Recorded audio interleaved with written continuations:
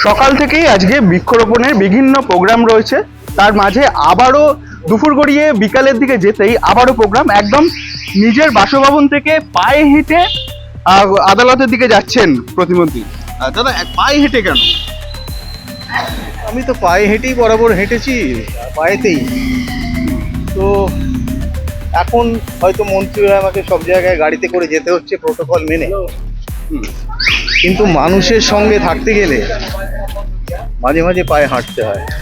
Root root ওটা ছেড়ে দিয়েছেন, পায়ে হাঁটছেন। হ্যাঁ, রুটের সঙ্গে থাকতে হবে। দেখুন বড় বড় গাছগুলো, এদের রুট কিন্তু মাটির নিচে, সেই জন্য এরা শক্ত হয়ে আছে।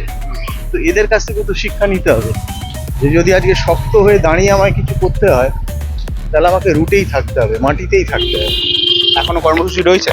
হ্যাঁ, আমাদের এই ল ক্লার্ক অ্যাসোসিয়েশনের একটা প্রোগ্রাম আছে, তো ওইটাতে যাচ্ছি।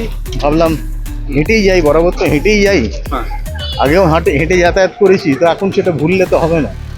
কাছাকাছি জায়গাটা অন্তত হেঁটে যাই, বাইরে যখন দূরে যেতে হবে তখন না হয় আমি গাড়িতে যাব।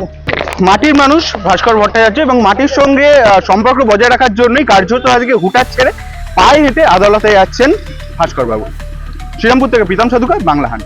বাংলা হান্টের আরও খবর দেখতে নজর রাখুন। বাংলা খবর মানেই বাংলা হান্ট।